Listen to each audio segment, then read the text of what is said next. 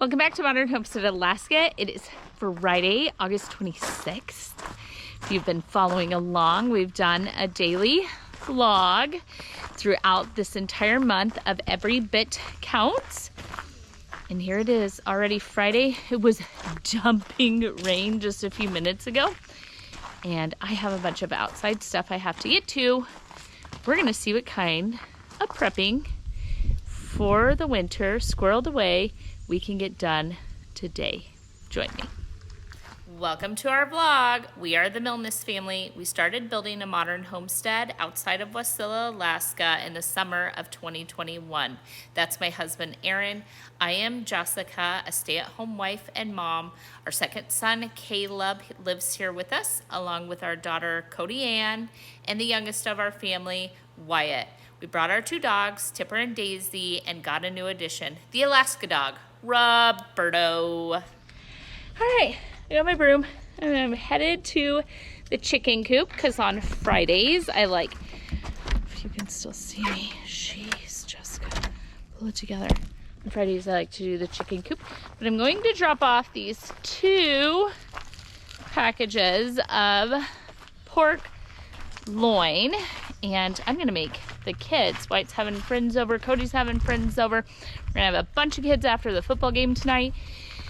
And so I'm going to do a bunch of pulled pork tacos in the Instant Pot today. So let me drop these off and grab my shavings.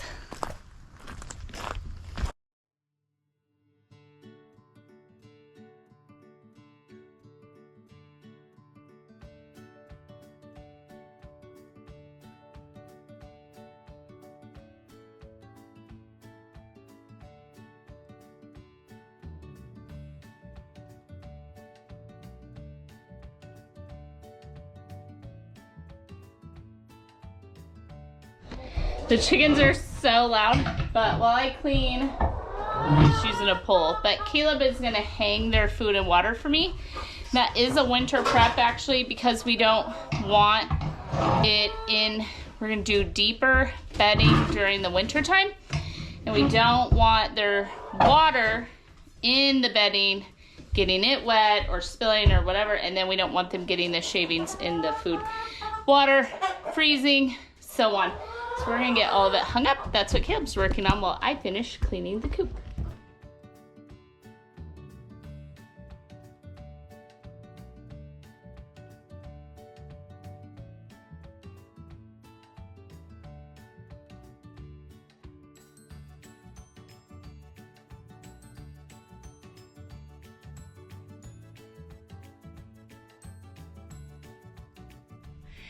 Okay.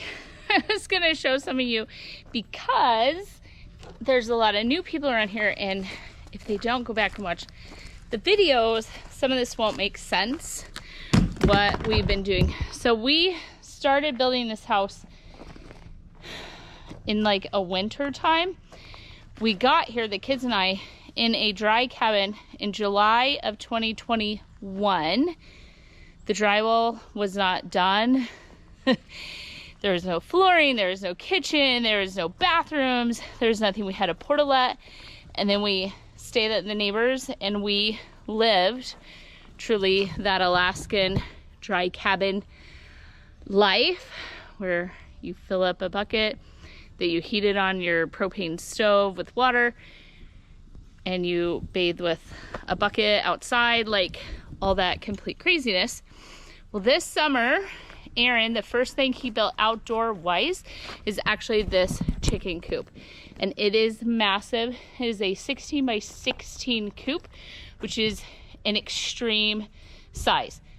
The reason our chickens have so much indoor space, whereas like if you watch chickens on YouTube or whatever, most people have this tiny coop and a big size run. Our chickens will spend the vast majority of the winter indoors. So we wanted to give them enough space to be indoors. When you look at this partial, it looks like we started landscaping. That's not true. We actually rented a chipper, and this all turns to a mud hole right here in the rain. and we started just chipping all the fallen trees all over the property that needed cleaned up. And then we used those wood chips to walk on to keep us from walking in the mud. And so it was a free way of doing things. So it also made it look a little bit landscaped and a little bit better. This is the strange thing. I don't know that I've ever seen someone do it. And the reason I think it's going to work, doing all of my garden and compost and the research, we throw our chicken bedding along with some other things. So that darker, odd red colored stuff, what that is we got 4 pellets of pellets for the pellet stove that should way last us more than a year. When you get them from the Home Depot on the pallet, they'll give you, because some will be broken from where they used the forks to lift it up, so on, they give us extra bags. So all the broken bags, as soon as the pellets get wet, they literally turn to this, just sawdust, because that's actually what the pellets are, is sawdust. So all of that comes out here, and what we're trying to do, because it was mud, just like this, looked exactly like this. And what is happening, the first time I threw the bedding out here, we had the 25 poultry chickens that went and got butchered, and our 10 laying breeds. So we have 2 roosters and 8 hens in there, and then we have 10 hens that are coming out here this weekend. So it will smell for about a day, and it rains so much that it washes all of it away, and it goes and starts to compost, and it composts super quickly in the summer up here. So here's some old stuff that I started raking out of the piles, and it is literally, because it's so fine, it is breaking down so quick. This is not a garden area. I'm not going to try and garden in here, but what we are doing is covering all of this, the rocks and the dirt that was all disturbed and those sort of things, and trying to make for our chickens a flatter, more manageable space that isn't just a giant mud hole. With wood shavings or wood chips, you can actually do that. So we will just continue. All of this is getting chipped. All of that is getting chipped. If you were to walk around my property, there's a ton of trees that are just down. They either fall naturally or for some reason they were cut down. And they aren't good firewood. So keep that in mind, because a tree that rots and then falls down, you don't turn that into firewood. That's not what's over there for that. So we will just continue to turn it all into wood chips, spread it in this area, keeping this from being a mud hole. Then when we garden on top of that. So we lay down cardboard, which I'm saving in the basement, and then we lay down topsoil and compost and all of that, and we garden in it. But all of it keeps it to where I have walkways. If you look at my garden, I have walkways that are just free wood chips and straw in between, and I'm able to just come out here, and after a pour down rain, I can walk around on all of this. So that's kind of some of the fun things that are happening around here. That is the wood shed that Aaron is building. It's gonna get finished siding, and then we'll get it stained and coated up. And let's see what else. I'm breathing hard because chickens are hard work. It's hard work around the homestead here. So gnats everywhere. We're gonna head in and see what else we can get done today.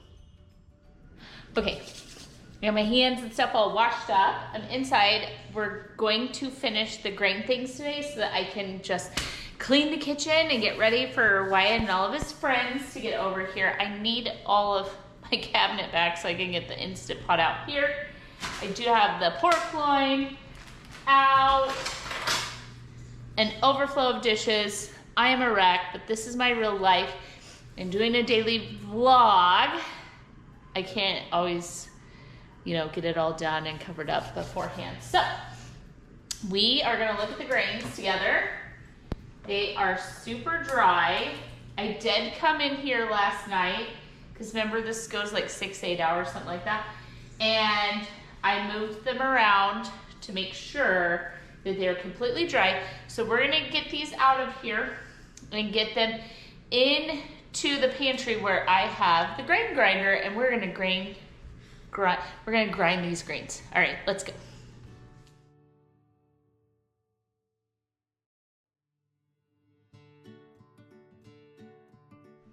Okay, I'm gonna get you in here and then tell you what we're doing. Okay, so this is my grain mill. Turns on like that. I can unsnap the bowl, so on. This is our first time using it. We have not put anything through it. I have a nice bowl to catch the flour. And then here's the 3 grains. Here it is in its raw state. Here it is dehydrated. See if you can kind of see. There is you can see the actual difference in each one of the grains. I'm not sure how well the camera picks it up, but that's okay. So I'm gonna get you over here. Angle's not gonna be perfect, guys, never is, because it's my real house, not some studio. Okay, so we're trying her fluffy bread, which is 50% Prairie Gold, and then 25% each of spelt. And this is this Kamut, K-A-M-U-T, Kamut. We're not gonna do this all day. We're not gonna figure it out. So the way you would measure that is whatever Prairie Gold. So I kept them in order. So if I do 2 of these for Prairie Gold, it's 1 of these for each of the other. We're just gonna work our way through until we have the grain. And then we're gonna go back and use my sourdough starter, and we are going to try and do a long ferment. Obviously the bread won't be done today, but we are going to try and make a loaf of bread. So let me get all of this going in here.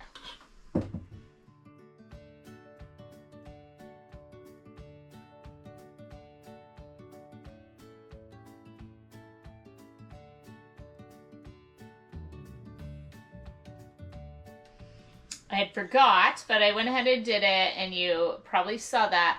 I ran rice through it. So I started the rice on the coarsest setting, where the rice basically is just shooting right out of the grinder or the mill. And then I continued to anchor it down until I was able to get to the finest setting for the flour. I then went ahead and just threw a little bit of some grain through it that's to the side, so that there's no rice actually milled in this, but the colors are different. It's the smell of each one of the grains when I put it in there, you can totally tell the difference. That's pretty exciting to kind of get the aromas and stuff, and then to see the color difference. So let's head into the kitchen now though. Oh, and it worked amazing. It worked so amazing. Super simple to run, easy to operate. Way simpler than I ever thought. So let's go make some bread. Okay, so I'm just whisking these flours together. I want to know.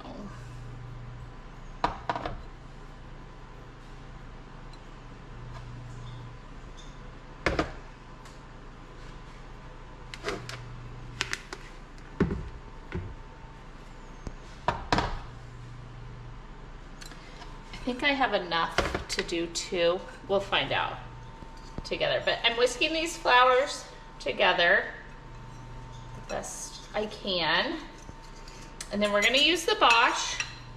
It has the dough attachment here. And after I get all of it weighed on my kitchen scale, I'll then put all these pieces on it and we will just mix it up. This is my sourdough straight out of the refrigerator. I need about 8 ounces.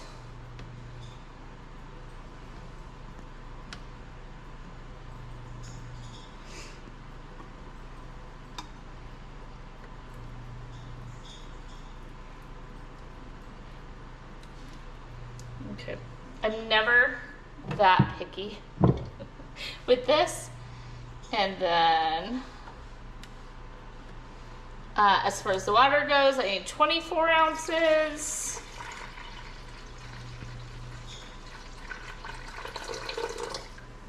Close enough. And then salt, I need at 3/4 of an ounce, so 1.5 ounces, which is a lot. Just kind of do like a fine sea salt, just like a whole handful. That's all that is. And then the flour, so we're gonna turn this to pounds. So we need 2 pounds and 8 ounces.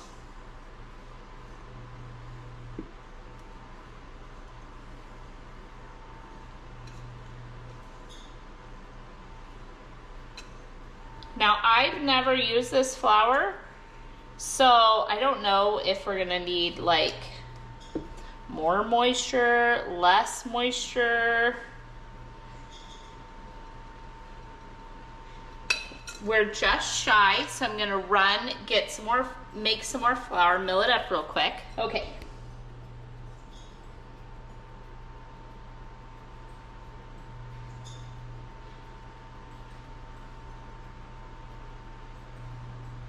Oh my God. Okay, we're 0.5 of an ounce short. Perfect. Good enough for us. So let's get this guy in here.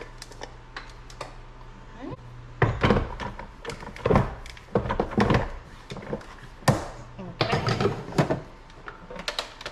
Shorts off, plug it in. This guy goes on first, and then this guy. Okay, nice, snap it in.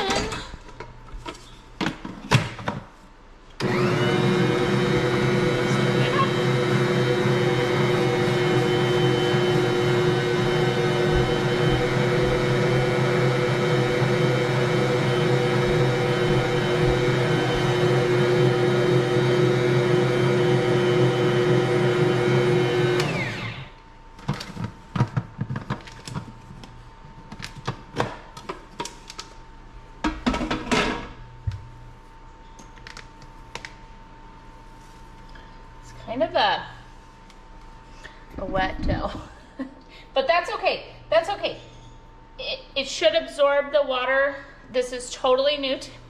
This is totally new to me, guys. So it feels fine. It smells really delicious. So let's just give it a shot. Let's give it a try. What I do with my sourdough is I'll just pop these attachments off because this is like not something I want. I don't want to develop the gluten by whipping it very long. So just pop these pieces off. It's all mixed together really well. It's fine. I'm gonna just pop a towel on this and I'm gonna leave it at room temperature all day long. Look, it works. Oh, it's already, look at that. I wanna show you. I can kind of work with it.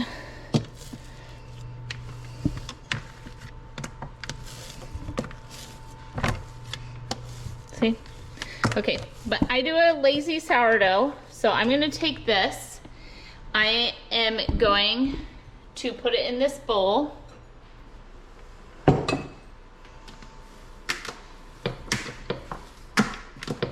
And I'm going to let my sourdough just hang out the rest of the day, and then I refrigerate mine overnight and then actually make the loaf tomorrow. But I'm gonna bring you back for that. It is sticky, but the longer it's just sitting in this time that we're having this conversation, it literally is changing and absorbing that moisture. So we'll play with it together, but this is my standard all-purpose flour, unbleached, those sort of things, white flour recipe. If I'm doing this wrong, leave in the comment section and give me a recipe to try, and I will certainly try it. But I'm excited to be, like I said, we're learning things. We're gonna spend all winter perfecting these recipes, figuring out what grains do we want to stock, what do we want to have in our home. And the thing I'm doing for my family today is working with these small bags of grains, figuring this out. Is this the road that I want to take? So leave me information in the comment section. Let me get cleaned up. I'll bring you right back. Okay, so I've been cleaning up and I'm gonna finish cleaning because that's what I really need to do, because I'm gonna have between 10 and 15 teenagers here in a couple hours, and I'm gonna make a whole huge thing of green chili pork loin that I just shred up, and they make tacos out of it. Super, super simple, but I wanted to show you how to make that. I know it's not that every bit counts or those sort of things, but I stock a lot of pork loin and I make a bunch of different tacos and stuff with them throughout the year. And so green chilies are something that we get jars of, and save these. If I can get fresh ones, that's even better, but I can't always get fresh ones. So I'm gonna show you really quick how to do an easy from frozen in your Instant Pot pork loin that turns into a shredded taco. Let me show you. Okay, in the pot, I just put they're completely frozen. Well, I was able to get them out of the package, so not completely frozen. I have this new jalapeno salt. Pork can handle quite a bit of salt. I have cumin.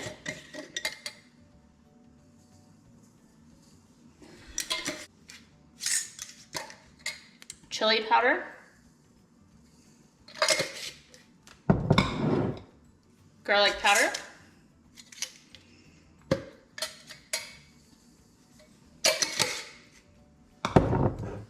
And this can of fire roasted green chilies. My sister was able to get a bunch of hatch chilies and can them herself. So I'm just gonna pour these over along with a little water. Like maybe a quarter to a third of a cup at the most. I'm going to put this on for 1 hour. Come back, shred it up, see if it needs to go longer. Thank you for coming along with me. I'm going to cut it short today. Not that I haven't been super busy, because I have. There's a lot of other things that I have to do around here that aren't really recording camera worthy. I have to vacuum floors and mop and all of those fun things. But thank you for hanging out with me today. I have dinner going. We got some stuff done. We're figuring some stuff out with the grain. I'll let you have a look at the bread. So it's doing wonderful, and it does seem to be absorbing the moisture really, really well. So that is great, because we don't want like a soggy loaf of bread that's hard to work with. So like I said, I'm gonna pop that in the refrigerator overnight. I do have sourdough videos, and you can just look in the playlist, find those. So thank you for joining me. I hope you had a wonderful day and a nice time getting things ready on your own home front. Would you tell me what things you're working on in the comment section? That would be wonderful. You've given me some great ideas, and we can bounce off of each other, and that is all wonderful. And then, if you haven't yet, would you consider hitting the subscribe button? And then there's a little bell. When you click on the bell, you can go through the settings where you can get all of the notices of when we post new videos, and that is great. Then you don't miss anything that we're doing around here. And then last but not least, I hope that you're blessed. I hope you did have a beautiful time, and that blessings are pouring on you and your family. And I think I'll catch you tomorrow. Thank you all again, and I will see you soon.